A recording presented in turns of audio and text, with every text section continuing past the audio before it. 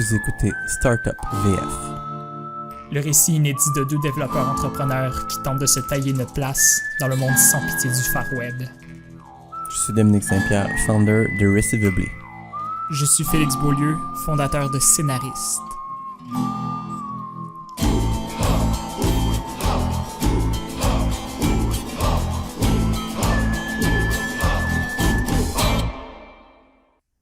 Ouais, salut Félix. Salut Dom. Alors, moi je m'appelle Dominique Saint-Pierre et je suis le CTO de LeadFuse. Moi, je suis Félix Beaulieu. J'ai pas vraiment de titre dans la vie à part être programmeur dans une compagnie de crédit. Ça, je code depuis à peu près l'âge de 12 ans, puis ça, je m'intéresse pas mal à tout. Pas mal ça à date. Ben, t'as quand même un bon titre, là. T'es quand même programmeur. Ouais, ok. J'ai 18 ans en passant. Moi, je vais garder mon âge secret parce que c'est ce que tout bon vieillots font, j'imagine. De mon côté, j'ai parti une couple de start-up dans le dernier, je dirais, peut-être 8 ans. Et je suis CTO depuis quelques temps dans un start-up qui va très bien aux États-Unis, mais je veux quand même essayer de me partir quelque chose de mon côté. Ok. Donc, c'est un peu ça qu'on va essayer de faire avec Startup VF. C'est d'essayer de Comme raconter nos péripéties, là. Ouais, c'est ça, nos péripéties. Et on va essayer d'essayer de pousser un peu d'informations qui pourraient vous aider à aussi démarrer votre startup. Parce qu'on va se le dire, il y a énormément de gens qui essayent de faire ça. C'est très très populaire depuis 2 ou 3 ans. Ça a eu une espèce de courbe de popularité si on veut. Mais c'est quand même très difficile. Il y a beaucoup de compétition. Puis si on peut essayer de faire passer quelques informations dans le podcast. Ouais. Et en plus de donner une expérience de vie qu'on va vivre nous-mêmes, mais je pense que ça reste intéressant. D'avoir aussi 2 points de vue parce que ton produit est vraiment pas pareil comme le mien. Puis en plus, tu sais pas encore c'est quoi le mien. Je crois que tu m'en avais déjà un petit peu parlé, mais t'avais pas voulu aller trop dans les détails. Ouais, non, je pense que c'est pas celle-là finalement. C'est-tu l'affaire de soutien aux utilisateurs? Non, c'est pas ça finalement. Ok. Comme tout bon entrepreneur, je change d'idée à peu près à toutes les 15 minutes. Ouais, mais quand t'as la bonne, il faut que tu restes avec. Exactement. Parce que sinon, ça... C'est difficile de trouver, par exemple. Ouais. Fait que c'est ça pour le podcast. Félix, toi, t'as-tu des points actuellement que tu voudrais rajouter pour essayer de définir ça? Moi, des fois, je passe du coq à l'âne assez rapidement, puis j'oublie probablement de mettre le doigt sur le bobo, en fait. Fait que si tu veux nous définir ça, en fait. Ouais, ben ça, le podcast en tant que tel, c'est un peu comme un genre de journal de bord et aussi un peu de quoi pour me pousser à continuer, parce que là, on va se mettre des objectifs à la fin du podcast sur ce qu'on veut faire dans les 3 prochaines semaines.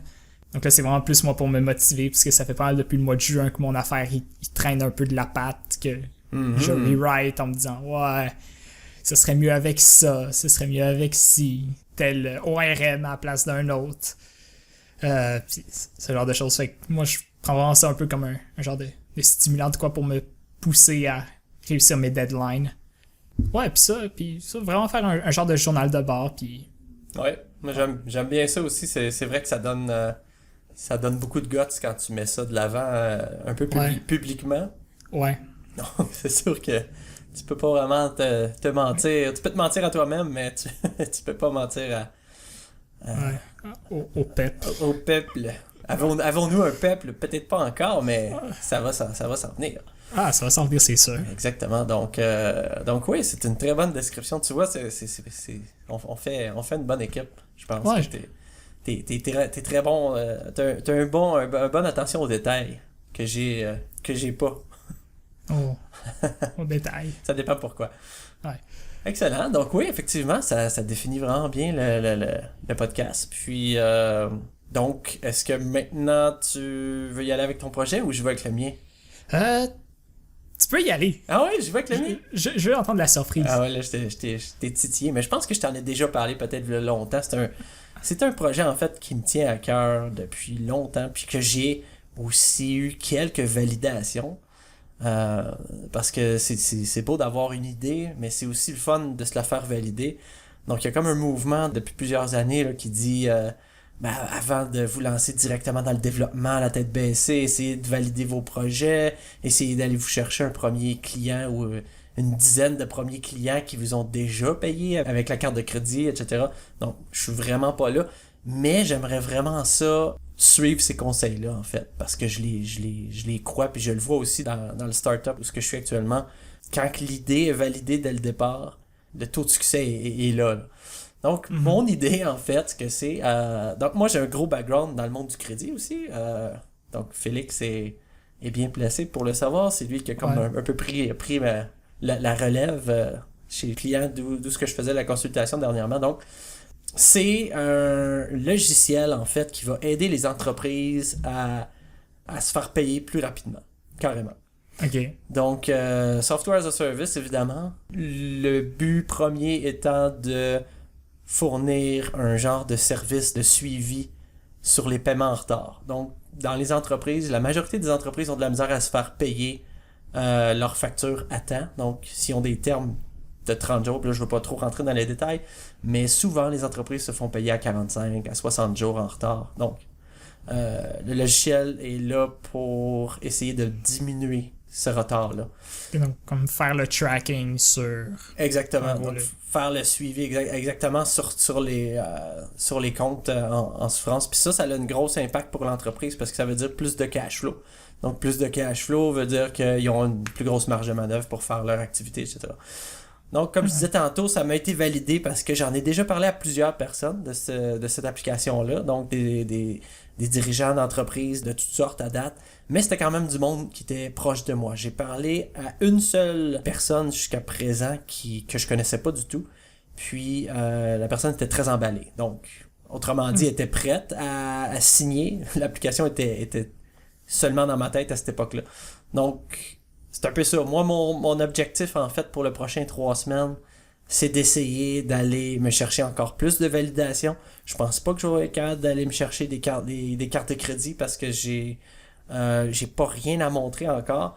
Mais avant de sauter dans le développement, je veux vraiment avoir quelques validations de quelques personnes clés pour pouvoir poursuivre. Ouais. OK. À vous, maître. Moi, mon projet.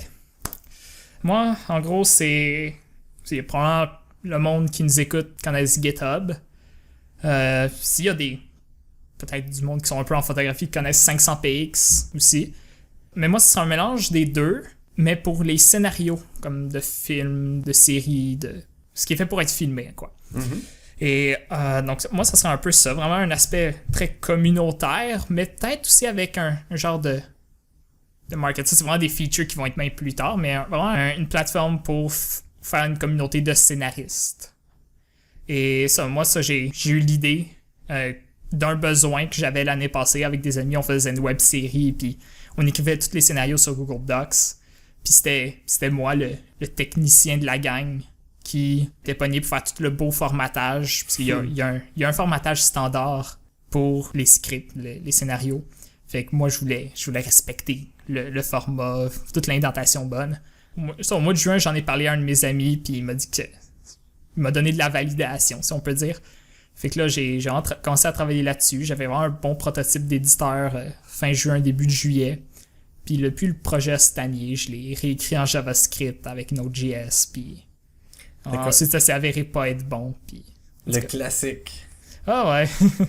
Mais puis là, je suis de retour en force avec Python. J'espère vraiment là que je vais... T'auras pas le choix.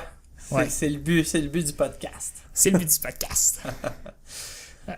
Donc, en gros, c'est ça. C'est bien intéressant, les scénarios qui rencontrent GitHub. Ouais. Donc, ça, tout, avec un système de fork, j'imagine. Ouais, de pull request. Wow. Ben, on va pas appeler ça de même, mais non. On va trouver de quoi d'un peu plus... qui sonne mieux. Parce que pour des développeurs, c'est bien. Ça fait partie de notre jargon. Mais... pour des artistes, comme tu imagines dans un Starbucks avec leur petit foulard puis leur Mac. Ok, c'est vraiment un stéréotype, mais c'est comme le terme fork et pull request. Et, contribution, ça marche, par exemple. Oh ouais, contribution, ça marche. Ouais.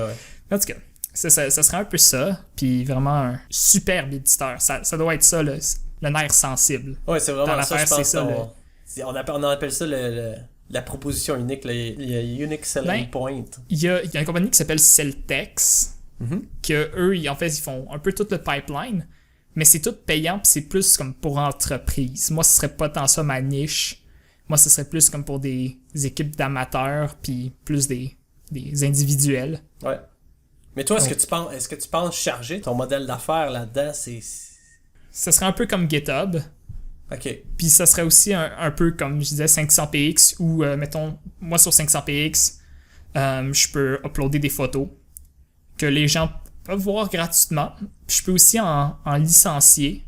Okay. Donc là ils vont aller sur le 500px Store et où les gens peuvent les acheter pour usage commercial ou acheter la licence pour pouvoir l'utiliser. OK.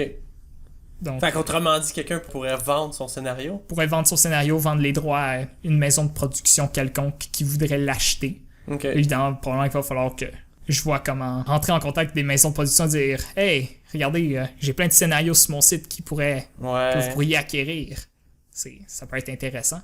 Mais avant ça, il y a vraiment tout l'aspect communautaire puis que je veux attirer pour pouvoir bâtir une communauté pour que ça soit attrayant pour les grosses pointures du domaine puis avoir des clients qui valent un peu plus cher. Ben oui, c'est ça. Et ouais. Intéressant. Ouais, donc il va y avoir tout un aspect de mise en marché qu'on va parler au fur des épisodes, je pense, ou dans certains épisodes. Ben oui, c'est sûr. C'est beaucoup de viande à développer. Donc, c'est ça, c'est quoi nos objectifs pour les 6 prochains mois? Ouais, donc ça, c'est la question qui fait mal, je pense, parce que c'est très difficile, parce que 6 mois, c'est long. Ouais, ça, toi, tu pars de rien, là. En ce moment, non, moi, j'ai rien. J'ai le nom. Ça s'appelle Receivably. Okay. D'ailleurs, t'as pas nommé ton projet. Ouais, moi, ça va être scénariste au pluriel. Un nom français, parce que parfois, le français peut être exotique. Mm-hmm. Surtout, je pense, avec les Américains. Parce que moi, j'ai vraiment l'intention de le rendre international au niveau des langues. Pas juste anglais-français ou pas juste anglais. Vraiment... Ouais. Espagnol, néerlandais, allemand, norvégien. Fait que là, il va falloir que je me trouve des traducteurs. Nice. Mais ouais, ça va être le fun. C'est ambitieux. C'est très ambitieux. C'est ambitieux. Mais c'est puis bon. Il faut. C'est bon, parce que t'as du guts, t'es encore jeune. Ah ouais. Mais je vais avoir tellement de choses à te dire, par exemple. Ah, ok. Ouais. Mais c'est bon. Ok, effectivement. L'objectif dans le prochain 6 mois. Donc, c'est ça. À toutes les 3 semaines, on va essayer de se donner des petits objectifs qu'on va revenir dans le podcast suivant, voir si on était capable de les rencontrer. Donc, toi, ton objectif, premièrement, avant de parler de ton 6 mois, c'est quoi ton objectif dans les 3 prochaines semaines? Les 3 prochaines semaines, un sign-in et un login qui fonctionnent. OK. Parce qu'en ce moment, il y a ça, j'ai vraiment choisi à matin quel ORM j'ai utilisé. Je vais pas utiliser Peewee, qui est un ORM en Python. OK. Fait que là après ça, là, je vais pouvoir avoir accès aux bases de données, sign up. Mon système d'envoi de email marche. Donc ça, c'est vraiment quelque chose, dans mes 3 semaines, je veux que ça soit fait. En fait, probablement que ça va être fini d'ici la fin de la semaine prochaine, de cette semaine même. Mais ouais. C'est bon. Ouais, sinon, en ce moment, j'ai déjà beaucoup de stock qui a déjà été créé, qui roulait dans les versions précédentes. J'ai commencé avec Paramide avant d'aller avec Node. Puis j'avais du stock dans Paramide, là, le front-end ne change pas tant que ça. Donc j'ai beaucoup de HTML qui marche déjà, donc c'est assez facile à juste réintégrer dans la nouvelle version. OK. Puis donc à peu près tout marche bien. Donc ça va avoir un genre de page d'arrivée dans l'app qui a l'air de quoi. OK. Un genre de profile page. C'est bon. Donc ouais, ça pour les 3 prochaines semaines, ça devrait être bon. Ça va être bon. Ouais. Excellent, ben c'est bon ça. Ouais. Mais là ton éditeur il est pas accessible à... En soi, non, il est pas accessible à personne. Là. Si vous allez sur scénariste.net, ça va être un Nginx erreur, je crois 501 comme getaway. Bad getaway. Bad getaway, exactement. Excellent. Fait que, c'est bon. Mais ouais. OK, puis ton objectif pour le prochain 6 mois, où prochain 6 mois. C'est tellement dur. Attends. C'est long, 6 mois. Il y a le mois de décembre dans ces 6 mois-là. C'est plein de congés le mois de décembre. Je vais pas travailler là-dessus. Attends, 6 mois, ça, c'est le mois de... Genre, avril? Ou mars? Mars ou avril? Ouais, Mettons... quelque chose. quelque chose de même. Quelque chose de même. Donc, où je vois ça en mars 2016. Moi, je pense je vais pouvoir commencer à avoir des users, peut-être pas encore payants. Vraiment, comme commencer à faire de la promotion, dire hey, j'ai un éditeur. Probablement que la plupart de mes amis qui s'intéressent à la chose vont être déjà dessus. Puis ça, je vais commencer à promouvoir. Probablement qu'il va y avoir sa version anglaise et française, assurément. Si j'ai un produit accessible, qui n'est pas privé comme en ce moment, que j'ai des développeurs qui peuvent y accéder. Non, mais là, c'est sûr que dans 6 mois, tu vas avoir un... Dans 6 mois, c'est sûr que je vais avoir un de quoi présenter. Accessible. Ouais, c'est ça. Et... Sinon, ça veut dire qu'on a failé dans notre podcast. Là. Attends, 6 mois, c'est dans genre 8 podcasts? Ouais, c'est sûr. À l'épisode 9, il faut qu'au moins que j'aille de quoi de bon déjà. Ouais, mais... Je vais te talonner, t'auras pas le choix. Ah, ok. C'est à ça que ça sert, là. Faut se challenger. Ok, mais c'est bon, ça. Alright. Dans 6 mois, je me vois avec du monde puis une communauté qui commence à se bâtir. J'aimerais ça avoir 60 scénarios dans la base de données déjà. Nice. De mon côté, je voudrais... En tout cas, il faudrait, pour que je puisse continuer à travailler sur ce projet-là, il faudrait que j'aille... j'ai le goût de dire un montant assez élevé, mais il faut que je fasse attention. On va partir tranquillement. 850 $ par mois de monthly recurring revenue avec le software. Donc, dans 6 mois? Si j'ai pas ça dans 6 mois, j'abandonne. J'abandonne le projet. OK. Ouais. Donc, ça, ce que ça veut dire, c'est que dès le mois de janvier, d'après moi, il faudrait que j'aille déjà au moins un premier client payant. OK. Ouais. Ambitieux. Ouais. Ça, t'es au courant que ça te laisse environ 70 jours. Ouais. Wow. Exact. C'est ça, comme je te dis déjà, je pense que j'ai déjà une première entreprise sur le bout de leur chaise. Mais c'est ça, je leur avais parlé, ça fait quelques mois déjà, puis j'espère juste qu'ils m'ont pas oublié entre-temps, là.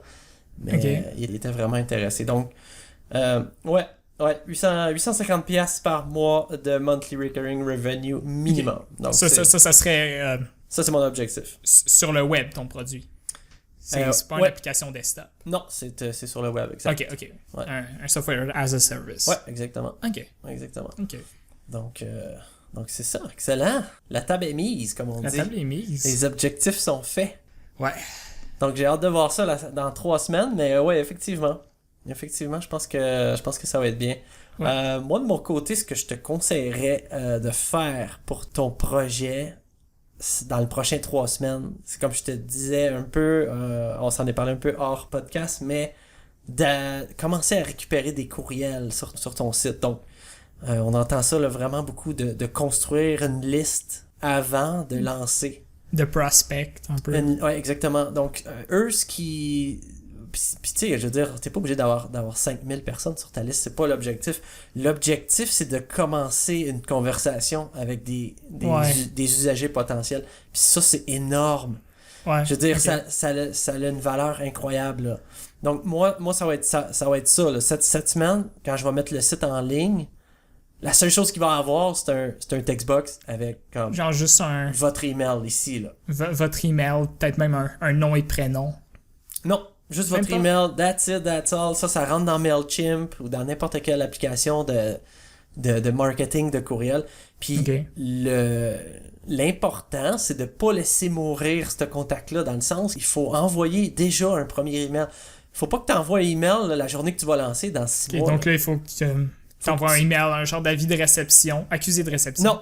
Non, t'envoies déjà du contenu qui est super relevant pour cette personne-là. C'est-à-dire, ça peut être même un courriel de toi personnel. Là. C'est même pas obligé d'être une newsletter. Là. Tu peux carrément dire... Moi, je suis le founder de Scénariste. Puis, j'aimerais ça, si vous avez quelques minutes, on pourrait peut-être discuter. Avez-vous des problèmes actuellement quand vous écrivez vos scénarios? Ça peut être carrément juste ça. Puis là, c'est là que tu vas voir. Là. La personne va peut-être te dire, ben oui, actuellement, j'utilise telle chose, puis c'est long, j'ai des difficultés avec telle affaire.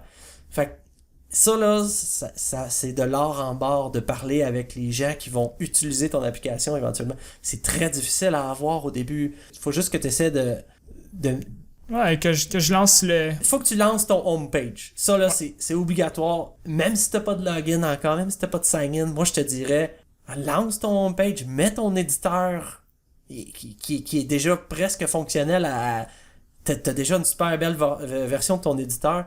Moi, je pense que tu mets ça là, puis tu mets le... Comme juste quand tu te demandes même pas possibilité de saver. Non, tu sauvegardes pas. Juste pour leur montrer, genre... C'est ça, c'est l'équivalent d'un one-pager. Tu vois ça souvent, juste un landing page d'un produit qui est pas sorti encore. Ouais. La compagnie fait juste dire, ben nous autres, on pense faire telle affaire. On va régler ce problème-là. Parce que OK. Fait que là, toi, tu le montres direct. Ben moi, là, le premier problème que je règle, c'est l'édition d'un scénario. Voici mon éditeur. Puis tu sais, il est pas obligé là, d'être 100% fini, c'est pas la question. La question, c'est que si jamais t'as même 4 ou 5 ou 6 personnes qui vont aller sur ton site, qui écrivent des scénarios dans les prochaines 3 semaines, puis qui utilisent ça, puis ils vont dire, wow, ok, ouais, je vais laisser mon email. Pouf. Là, t'as déjà du monde. Fait que là, imagine, mettons que tu lances dans 4 ou 5 mois, si ta liste t'a atteint un 150, mettons 175 personnes. Je capoterais. Ben, je te jure que si tu commences direct là, puis que tu fais un peu d'effort pour amener du trafic sur ton site, ça, on va peut-être parler de ça. Ça pourrait être le sujet de la deuxième épisode.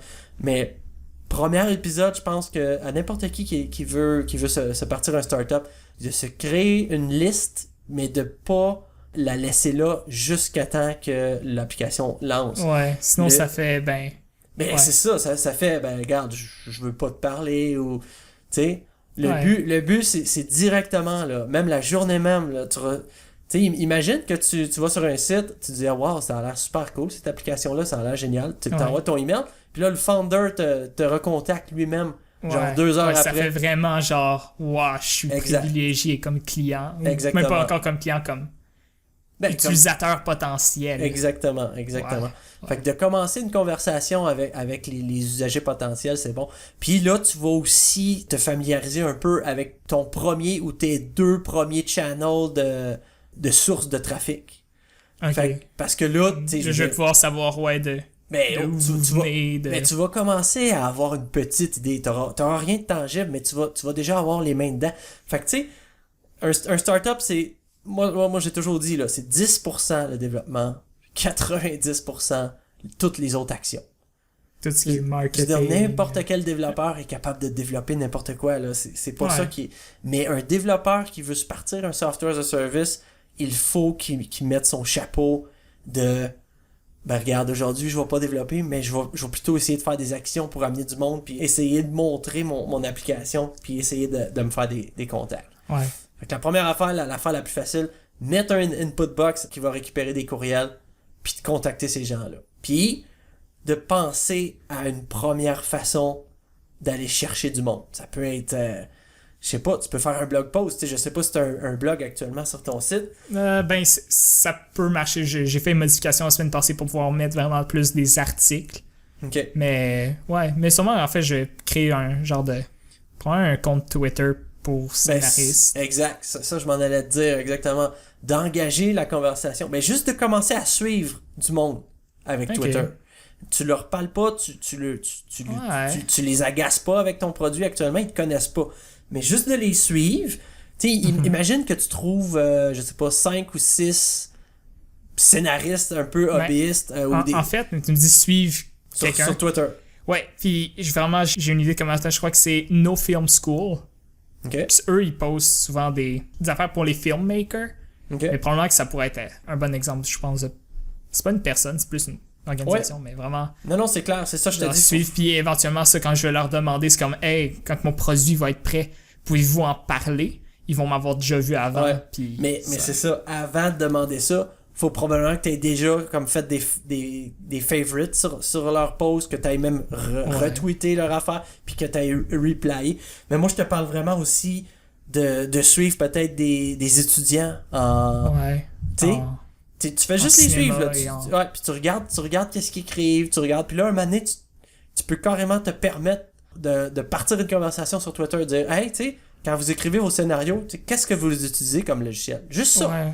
Même pas besoin de leur parler de rien. Premièrement, t'as un lien vers ton site sur ton compte Twitter. Puis là, c'est là que vient renforcer mon idée que Ouais. si ton éditeur il est disponible puis qu'il y a un input box pour leur email, imagine que lui il se dit hey, pourquoi qu'il me demande ça, c'est quoi ce scénariste? Il clique sur ton lien, il arrive sur l'éditeur puis boum, il se rend compte que wow, attends une minute, ça a du potentiel ça là. Ouais. Moi je te dis, il faut que tu commences à contacter le monde vrai là. OK. Ça c'est Ouais. sûr. On va faire ça dans les 3 prochaines semaines. Mais il faut que tu développes aussi. C'est pas Ouais. d'arrêter le développement, mais Ouais. le but c'est de toujours faire une petite tâche à chaque fois, à chaque semaine, dire OK, cette semaine là, j'ai mis X nombre d'énergie sur la promotion de mon application. Tu sais. Ouais. Ah. C'est ça que je te conseille cette semaine. La semaine prochaine, je pense qu'on pourrait parler de comment qu'on peut amener du trafic sur le site. Fait que moi aussi, je vais faire la même chose de mon côté. Je vais avoir un input box. Je vais essayer de contacter des gens, mais moi, je vais essayer de peut-être le plus le faire téléphonique, en fait. OK. Parce Ça, que toi, c'est plus vraiment ben, c'est ça, moi, c'est vraiment T'as un moins directeurs. T'as un moins gros pool Ouais. de clients. Ben, Parce que potentiel, je pense que... Ben, pas vraiment. En fait, c'est Ou du moins, tous les départements de recouvrement dans à peu près n'importe quelle entreprise. OK. Toutes les entreprises ont une fameuse histoire de la fameuse facture numéro 8440 qui est tombée entre deux chaises pendant 6 mois, tu sais. Ouais. Toutes les entreprises ont ça, là. OK. Fait que, non, je pense vraiment que... Puis, tu sais, bon, ça sera pas juste au Québec, là. Ça va être anglophone dès le départ. OK. Fait que... Mais je vais quand même pousser mon... Pour tester l'application, pour tester le pouls, je vais quand même juste faire du marketing au Québec, là. Mhm. Mais ouais, tu sais, moi aussi, là, dans les prochaines 3 semaines, là, il faut que j'aie eu quelques validations, là, que l'idée est bonne. OK. Puis que les entreprises sont prêtes à débourser. Ouais. Fait que Wow. c'est ça qui est les conseils, je pense, pour cette semaine. Je pense que ça fait le tour. OK. Good. Ouais. Fait que je pense qu'on arrive dans notre dernier volet du podcast. Ouais. Le volet Lifestyle. Ouais, c'est ça exactement. Ouais.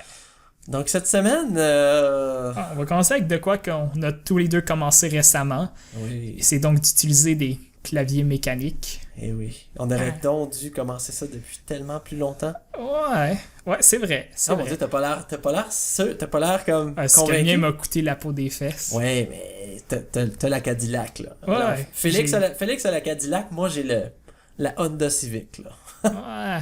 Ouais. Mais quand même, je suis vraiment satisfait aussi, là. C'est ça. Moi, j'ai le Code Keyboard Ouh. je crois qu'il a été designé par Jeff Atwood, Eh oui. le fondateur de Stack Overflow.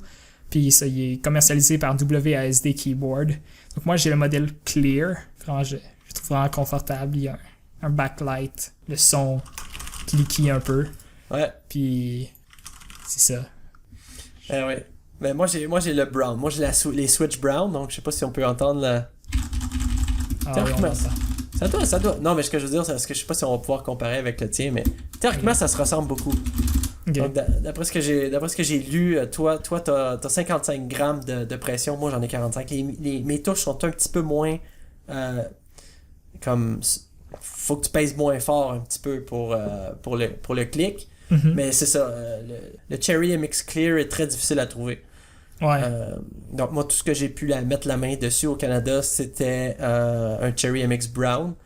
Donc que je regrette absolument pas. J'ai le Corsair K70, le gaming keyboard. Je suis pas un gamer, mais Tu voulais le mechanical. je voulais le mechanical. Puis en plus, c'est ça, il illumine en rouge. Donc là, mes enfants me disent que je suis le programmeur du côté obscur de la force. Ouh. Oui. Mais moi, blague à part, je te garantis, je te jure que j'ai vu une augmentation de environ 1.2 à 1.3 ma vitesse de typing. À ce point-là. Ah oui. Puis Wow. je serais même prêt à aller plus, je crois. Probablement parce que mon Logitech que j'avais avant en membrane, il était je sais pas, était vraiment mauvais, là. On doit se le dire. J'imagine que c'était pas un bas de gamme, mais je sais pas. Là, je m'accroche vraiment moins dans mes touches. J'ai obtenu une précision de typing que j'avais pas avant. Ok. Ouais. Moi, probablement que si je reviendrais à un autre keyboard, là, je verrais la différence. Bon, j'ai essayé l'autre jour à ma job parce que là, en ce moment, j'apporte tout le temps mon clavier au travail. tous les jours. Mais il y a tout de même le deuxième clavier pas loin. Et puis à un moment donné, je l'ai essayé, genre voir ce que ça faisait. Puis c'est vrai que je sais pas si c'est juste la learning curve normale de passer d'un clavier à l'autre ou si c'est vraiment le mécanique contre le membrane qui fait ça. Mais sinon, ça, je pense, probablement, ça, moi, toutes les touches sont détachables. Il y avait un outil qui n'avait. Fait que probablement que je vais le remettre en Dvorak. Je vais le mettre en Dvorak. Wow. Ça pourrait être chouette à faire. Mais ouais, ça sera à voir dans le prochain épisode si je l'ai vraiment fait. C'est clair. Ouais, c'est ça, je pense que t'as une Switch après ton clavier aussi ouais. Pour le mettre. Ouais. C'est cool. Ouais. Mais c'est ça, avec moi, dans le fond, je serais plus capable de revenir. En fait, c'est ça, j'en ai commandé un deuxième même pour mon poste de travail quand je suis debout. Donc, ça aussi, c'est quelque chose qu'on va revenir là-dessus. Ouais. Prochain épisode. Oui, ça pourrait être notre partie lifestyle. Ouais. Donc, c'est pas mal ça, je pense, Félix. Ouais. Est-ce qu'on a d'autres choses à rajouter pour cette semaine? Ça, pour la semaine prochaine, nous, on aimerait ça avoir peut-être des questions de vous, les auditeurs, pour avoir du feedback, puis peut-être parler de choses qui vous intéresseraient plus. Puis, oui. Donc, ça, sur Twitter, c'est le hashtag StartupVF, sans espace, sans rien, mais en fait, c'est ça. StartupVF, StartUPVF. Donc, superbe nom qui a été trouvé par notre bon ami Félix, d'ailleurs. Yep. Très, très solide. Ouais.